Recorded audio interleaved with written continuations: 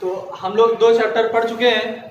पहला जो चैप्टर लोगों ने दर्पण पढ़ा था, दूसरा चैप्टर मतलब एक में परावर्तन पढ़ा, एक में अपवर्तन पढ़ा, तीसरे लेंस है जो तुम्हारे हाई स्कूल तक भी आता है। अब इसमें जो चैप्टर हमने ऐड किया है वो हाई स्कूल तक केवल लेंस का आता है, बाकी ये सारा इंटर में ही आएगा। तो देखो जो हमारा जो चैप्टर है प्रकाश का गोलीय पृष्ठों पर अपवर्तन, इसमें जो टॉपिक है लेंस से संबंधित पूरा है, क्योंकि अपवर्तन हो रहा है ना, अपवर्तन लेंसों भी हुआ करता है, इस वजह से हम लोग ये पढ़ना है। आगे बात करते हैं जो लेंस है कितने प्रकार के होते हैं, 2 प्रकार के हुआ करते हैं।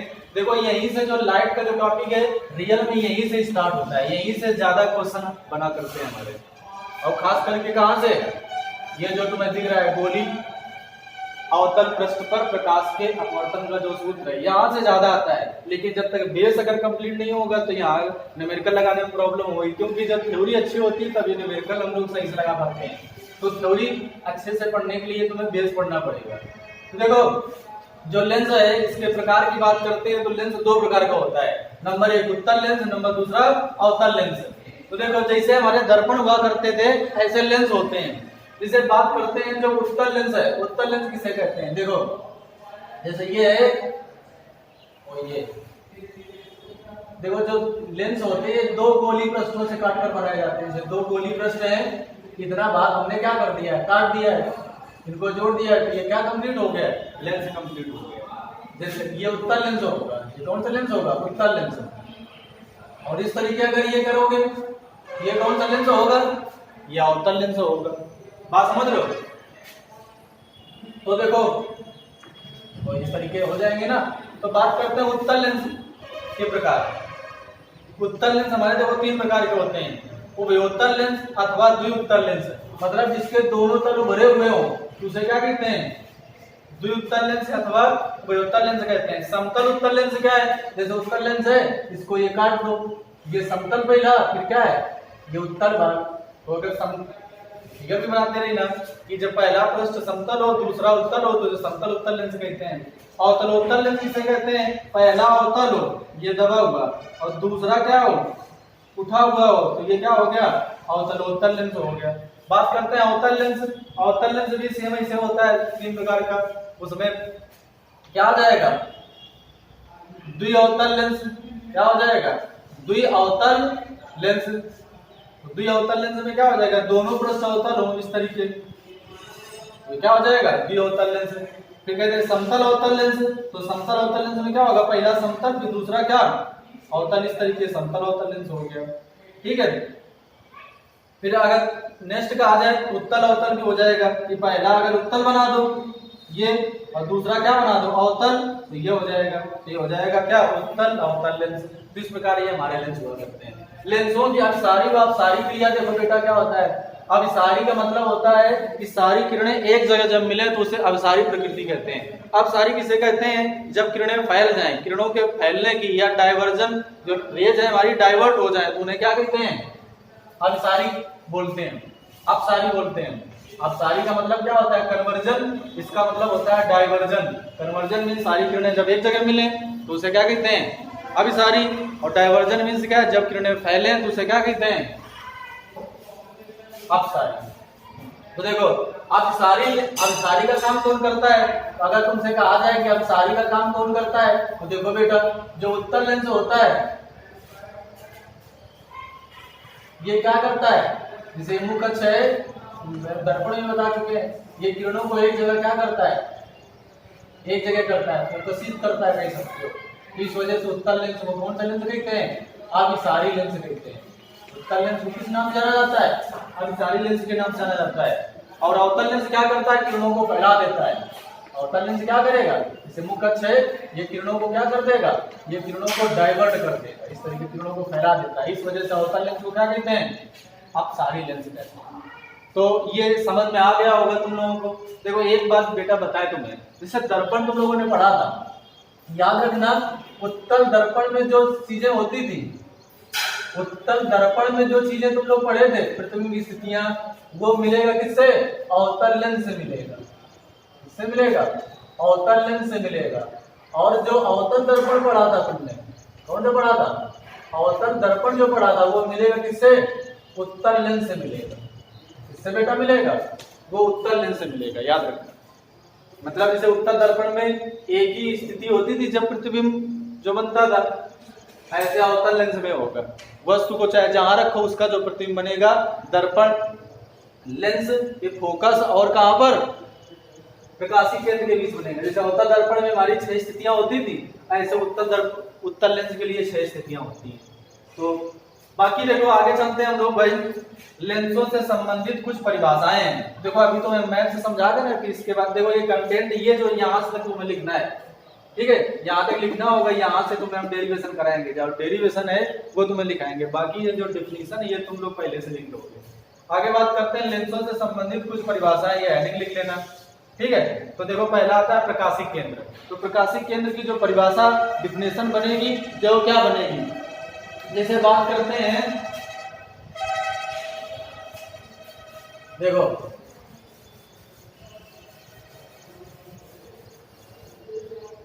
देखो ये इतना तो समझ में आ गया ना तुम लोगों को, याद है। तो बात करते हैं तुम्हारा क्या, लेंसों से संबंधित कुछ जो परिभाषाएं हैं ये हम लोग पढ़ेंगे। तो देखो याद रखना, जो लेंस बनाते हैं, लेंस में जैसे उत्तल लेंस है, अगर हम कहते हैं रियल में ऐसा होता है तो उत्तल लेंस की बात कर रहे हैं, प्रतीत होता है तो याद रखना वो अवतल लेंस की बात कर रहे हैं। तो देखो उत्तल लेंस में ये देखो मुख्य अक्ष होता है, यहाँ पर ये सी होता है, ठीक है, जिसे प्रकाशिक केंद्र कहते हैं। तो देखो प्रकाशिक केंद्र से होकर जाने वाली किरण, देखो ये एयर है, ये कांच है, तो कुछ झुकेगा नहीं, झुकेगा फिर ये हो जाएगा, बिना विचलित हुए सीधे निकल जाती है, उसे क्या कहते हैं, प्रकाशिक केंद्र कहते हैं। बताओगे लेंस के बीच में उपस्थित हुए बिंदु जहां से जाने वाली किरण बिना विचलित हुए सीधे निकल जाती है, उसे क्या कहते हैं, प्रकाशिक, उस बिंदु को क्या कहते हैं, प्रकाशिक केंद्र कहते हैं। अथवा दूसरी तरीके परिभाषा तुम लोग क्या लिख सकते हो बेटा, बताओगे लेंस के बीच में उपस्थित हुए बिंदु जिसमें आपतित किरण, ये कौन सी किरण है, आपतित किरण, और ये कौन सी किरण है, निर्गत किरण, जिसमें आपतित किरण तथा निर्गत किरण समांतर होते हैं, उस बिंदु को क्या कहते हैं, प्रकाशिक केंद्र कहते हैं। इसे सी से प्रदर्शित करते हैं और यहीं से सभी दूरियां नापी जाती हैं। प्रकाशिक केंद्र की परिभाषा होगी। नेक्स्ट आते हैं फोकस तथा फोकस दूरी। देखो फोकस तथा फोकस दूरी अगर करोगे तो डिफिनेशन अगर लिखना है तो कैसे क्या लिखोगे, देखो जैसे हमारा ये उत्तल लेंस है, उत्तल लेंस में ये पृष्ठ P1 होता है, ये पृष्ठ P2 होता है मान लो, ठीक है, यहाँ आ जाएगा क्या F1, यहाँ क्या आ जाएगा F2। जैसे वहां पर वक्रता केंद्र होता था तो वहां C लिखते थे, तो यहाँ क्या लिखोगे 2F1 ये बता दोगे, और यहाँ पर इसको क्या बता दोगे 2F2, जैसे मान लो F1 F2 क्या है, ये प्रथम फोकस है, ये क्या है द्वितीय फोकस है, यहाँ पर क्या है C है। तो देखो याद रखना, जैसे वहां पर R हुआ करता था यहाँ से यहाँ तक के बीच की दूरी को, तो देखो ऐसा सेम ये भी है, मतलब ये इक्वल होगा 2F1 F1 और क्या है F1C, ये बीच की दूरी क्या होगी, इक्वल होगी, ठीक है। देखो बताओगे मुख्य अक्ष के समांतर चलने वाली किरण जिस बिंदु से होकर गुजरती है, जिसे उत्तल लेंस में बताओगे, क्योंकि वो प्रथम फोकस द्वितीय फोकस की परिभाषा पूछता है। तो बताओगे क्या है, मुख्य अक्ष उत्तल लेंस में मुख्य अक्ष के समांतर चलने वाली किरण जिस बिंदु से होकर गुजरती है उसे द्वितीय फोकस है, उसे क्या कहते हैं, द्वितीय फोकस कहते हैं। अथवा दूसरी तरीके क्या है, जिस बिंदु से जाने वाली किरण उत्तल लेंस में जिस बिंदु से होकर जाने वाली किरण मुख्य अक्ष के समांतर हो जाए तो वह बिंदु ही क्या कहलाता है, प्रथम फोकस कहलाता है। बात समझ गए, ये उत्तल लेंस के लिए था। अगर अवतल लेंस के लिए कहोगे तो जस्ट उल्टा होगा। देखो अवतल लेंस में क्या होगा, यहाँ तुम्हारा F2 होगा, यहाँ क्या होगा F1। देखो मुख्य अक्ष के समांतर चलने वाली किरण, देखो यहाँ पर ये क्या हो जाती है, ये फैल जाएंगे इसे, लेकिन हम लोग क्या है फील करेंगे कहां से जा रहे हैं,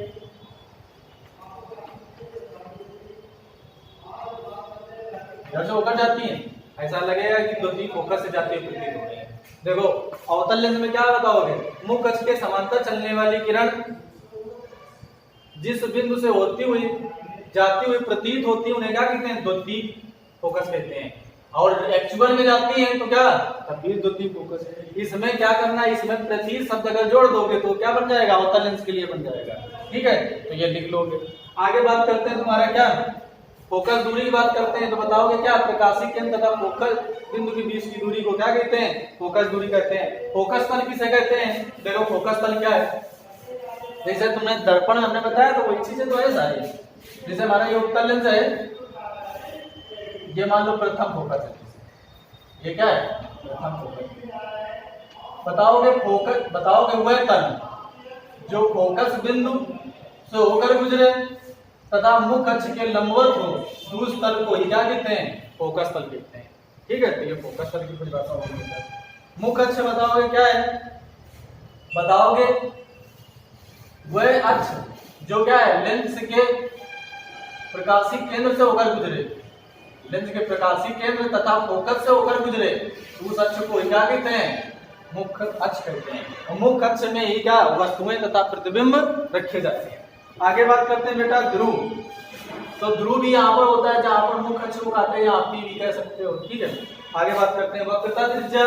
वक्रता त्रिज्या सेम वही जैसे दर्पण में होता था, जैसे R2 F1 था तो यहीं पर इसको भी वक्रता त्रिज्या कह सकते हो। इसमें दो वक्रता त्रिज्या होंगी, एक R1 इधर और R2 इधर। ठीक है, यहाँ पर 2F2 होगा, यहाँ पर F1 होगा। मतलब लेंसों में दो फोकस दो वक्रता केंद्र हुआ करते हैं। ठीक है, उसमें दो चीजें होती हैं। आगे बात करते हैं बेटा, तो लेंसों से संबंधित हमारी परिभाषाएं खत्म हो गई। आगे देखो बात करते हैं क्या, दूरियां नापने के लिए क्या निर्देशांक, ज्यामिति के लिए चिन्ह परिपाटी। ये देखते हैं बेटा, ये हम तुम्हें दर्पण में बता चुके थे, हमने बताया था। देखो ये लिखोगे ऐसे ही हेडिंग डालोगे क्या, दूरियां नापने के लिए निर्देशांक ज्यामिति की चिन्ह परिपाटी। इसमें क्या लिखोगे बेटा, नंबर 1, आपतित किरण की दिशा में नापी गई दूरियां धनात्मक तथा विपरीत दिशा में नापी गई दूरियां ऋणात्मक होती है। पॉज करके अपना लिखते रहना, ये दर्पण में भी बताया हुआ है। नंबर 2, मुख्य अक्ष के, देखो ये हमने तुम लोग बहुत अच्छे से बताया था, निर्देशांक ज्यामिति तुम लोग हाई स्कूल 9th डिवीजन में पढ़े हुए। ये हमारा x डैश हुआ करता है, ये y डैश होता है। ठीक है, मतलब इधर जितना सब रहेगा मटेरियल सब माइनस में होगा, इधर जितना होगा सब प्लस में होगा, इधर जितना होगा सब प्लस में होगा, नीचे जितना होगा सब माइनस में होगा। देखो मुख्य अक्ष के ऊपर की तरफ नापी गई दूरियां धनात्मक तथा मुख्य अक्ष के नीचे की तरफ नापी गई दूरियां ऋणात्मक होती हैं। लिख लिया। नंबर 3 पॉइंट लिखोगे, उत्तल लेंस की फोकस दूरी प्लस में होती है तथा अवतल लेंस की फोकस दूरी क्या में होती है, माइनस में होती है। ठीक है, इतना हो गया। बस ठीक है, समझ गए। किसी में वक्रता त्रिज्या ये सब इधर आएगा और पता चल जाएगा, इसी के अकॉर्डिंग नापना है। हमें चौथी बात क्या है, रेखीय आवर्धन की बात करते हैं। देखो रेखीय आवर्धन दर्पण में तुमने बताया था जो एरिया में होता था, सीधे तथा उल्टे प्रतिबिंब, सीधे तथा आभासी प्रतिबिंब के लिए, सीधे तथा आभासी जो प्रतिबिंब था उसके लिए रेखीय आवर्धन यम का में होता है, प्लस में होता है। उल्टे तथा वास्तविक प्रतिबिंब के लिए यम का में होता है, माइनस में होता है। ठीक है, ये काफी खत्म हो गया। आगे नेक्स्ट चलते हैं। यहाँ तक तुम लोगों को लिखना है, यहाँ से मैं लिखाएंगे नहीं क्योंकि ये कंटेंट तुम्हें पहले लिखा चुके हैं। अपना जो हम बता रहे थे यही तो अपना लिख सकते हो। ठीक है, आगे डालो है क्या, गोली अवतल पृष्ठ पर प्रकाश के अपवर्तन का सूत्र। कल जो तुम्हारा नेक्स्ट वीडियो बनाएंगे वो यहाँ से बनाना चालू करेंगे। बात समझ रहे हो ना, ये जो गोली अवतल पृष्ठ पर प्रकाश के अपवर्तन का सूत्र है, यहाँ से तुम्हें क्या है, यहाँ से डेरिवेशन कराना चालू करेंगे। देखो एक बार बेटा और थोड़ा पढ़ लो, लेंस की क्षमता। ये देखो, तो लेंस की फोकस दूरी के व्युत्क्रम को लेंस की क्षमता कहते हैं। परिभाषा का तुमसे कहें लेंस की क्षमता बताओ क्या है, तो बताओगे क्या है, लेंस की फोकस दूरी के व्युत्क्रम को ही लेंस की क्षमता कहते हैं, पावर ऑफ लेंस। ठीक है, P = 1/f। अगर फोकस दूरी ठीक है मीटर में होना चाहिए, अगर यहाँ 100 कर दोगे तो यहाँ सेंटीमीटर में होना चाहिए। बात समझ रहे हो नहीं समझ रहे, तो ये आ जाएगा। और मात्रक क्या होता है, डायोप्टर। उत्तल लेंस के लिए प्लस में होता है और अवतल लेंस के लिए माइनस में डायोप्टर होता है। ठीक है, आगे बात करें, अगर संयुक्त लेंस कई सारे जुड़े हुए हैं तो उसके लिए फार्मूला हम लोग डेरिवेशन करेंगे। खैर 1/f1 प्लस 1 क्या f2, तो संयुक्त लेंस की क्षमता क्या हो जाएगी P equal to P1 plus P2। ठीक है, ये अपना लिख लेंगे। तो ये टॉपिक तुम्हारे क्या हो जाएंगे, लेंस की क्षमता वाला ये टॉपिक कंप्लीट हो जाएगा। ठीक है, आगे बात करते हैं रेखीय आवर्धन। रेखीय आवर्धन तो मैं पहले भी बताया हुआ है। देखो V U और F क्या हुआ करते हैं, V क्या होती है प्रतिबिंब की दूरी, लेंस से प्रतिबिंब की दूरी, U क्या होती है लेंस से वस्तु की दूरी, F क्या होता है लेंस की फोकस दूरी। ठीक है, आगे बात करते हैं। जब केवल F का है तो याद रखना F1 बराबर F2 रहेगा। जब दोनों तरफ जो पृष्ठ थे सेम अगर है, अगर समतल अवतल उत्तल ये है तो फिर ये अलग अलग हो जाएंगे। ठीक है, ये अपने चेंज हो जाता है। अगर दोनों सेम है, उत्तल दोनों सेम, दोनों तरफ उत्तल उत्तल है या दोनों तरफ अवतल अवतल है, तो इनके लिए F1 F2 इक्वल लेकर हम लोग समझ जाएंगे। आगे बात करते हैं, जैसे यम की बात करते हैं। यम बराबर क्या होता है, जो रेखीय आवर्धन है तो V बट्टे U होता है। देखो दर्पण के लिए माइनस में होता है, इसमें प्लस में करोगे। रेखीय आवर्धन की परिभाषा क्या बताओगे, किसी लेंस के लिए क्या है, किसी लेंस से बने प्रतिबिंब की दूरी तथा वस्तु की दूरी के अनुपात को क्या कहते हैं, रेखीय आवर्धन कहते हैं। इसे यम से प्रदर्शित करते हैं। ठीक है, इसका मात्र कुछ भी नहीं होता है। ठीक है, ठीक है। अथवा दूसरी परिभाषा भी लिख सकते हो, यम बराबर क्या I बट्टे O भी होता है। I क्या है लेंथ ऑफ इमेज, O क्या है लेंथ ऑफ ऑब्जेक्ट। बताओगे क्या है, किसी लेंस द्वारा बने प्रतिबिंब की लंबाई तथा उसके सामने रखे वस्तु की लंबाई के अनुपात को क्या कहते हैं, रेखीय आवर्धन कहते हैं। लिख लेना परिभाषा। ठीक है, तो ये परिभाषा तुम्हें ये इतनी लिखनी है जितना भी मैं बताया। ठीक है, बाकी हम लोग क्या करेंगे, अब इसे हम तुम्हें बताना चालू करेंगे। देखो अब इसके बाद हेडिंग तुम लोग लिखोगे क्या, गोलीय अवतल पृष्ठ पर प्रकाश के अपवर्तन का सूत्र। देखो स्टेप बाय स्टेप करते चले जाना है, परेशान होने की कोई जरूरत नहीं। ठीक है,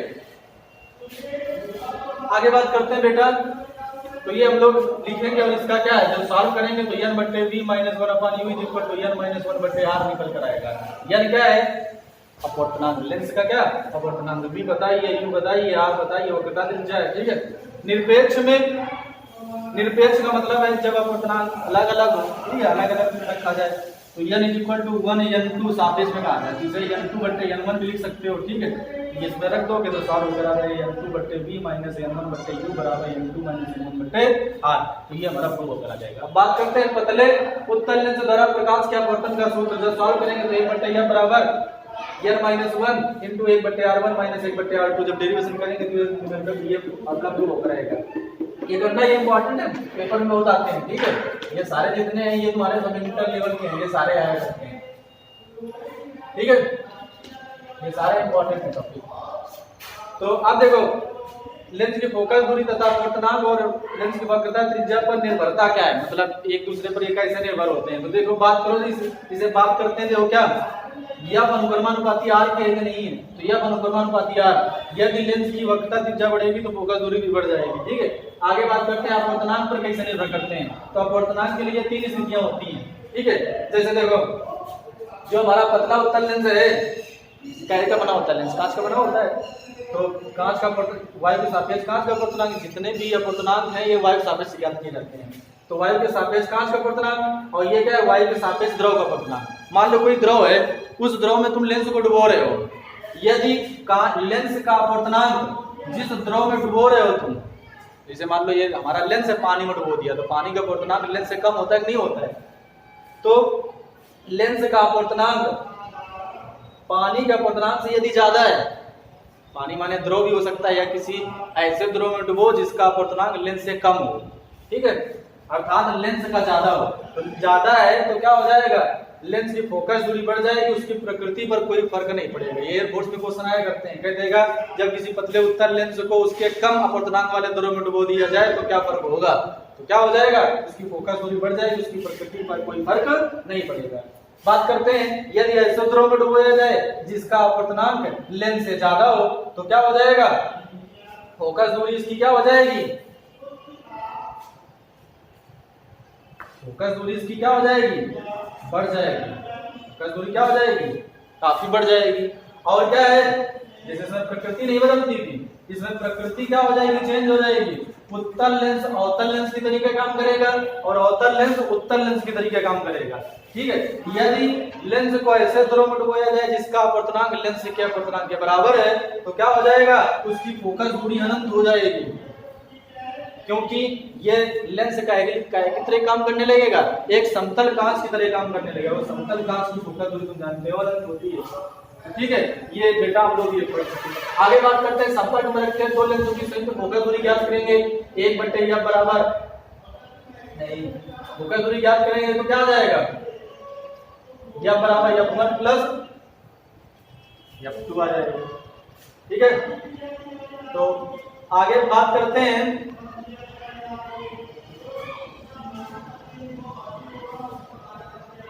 मतलब 1/f1 भी कह सकते हैं, 1/f1 बराबर 1/f बराबर 1/f1 प्लस 1/f2 ऐसे भी आ जाएगा। लेंस की आप देखो बात करते हैं क्या, उत्तल लेंस के लिए न्यूटन का सूत्र, तो f1 × f2 बराबर x1 × x2, जहाँ f1 f2 क्या है, प्रथम लेंस की प्रथम तथा द्वितीय फोकस दूरियां हैं, और x1 x2 क्या है, x1 f1 से वस्तु की दूरी है और x2 क्या है, f2 से प्रतिबिंब की दूरी है। ठीक है, विस्थापन की तरह उत्तल लेंस की फोकस दूरी ज्ञात करेंगे, क्या आएगा, f बराबर क्या है, a² - b²/4a। तो इस तरीके ये तुम्हारे क्या है, पूरा चैप्टर खत्म हो गया। ठीक है, ये डेरिवेशन तुम्हें हम कल बताएंगे स्टेप बाय स्टेप। ठीक है, तो अगर ये तुम लोग क्या है फेयर में अपना कंप्लीट रखना, और जितना ये कंटेंट इधर पहले बता चुके हैं ये अपना लिख लेना। ठीक है, यहाँ से तुम्हें डेरिवेशन कराना हम चालू करेंगे, तो इसे अपना याद भी करते रहना और फेयर में कंप्लीट भी करते रहना। ठीक है।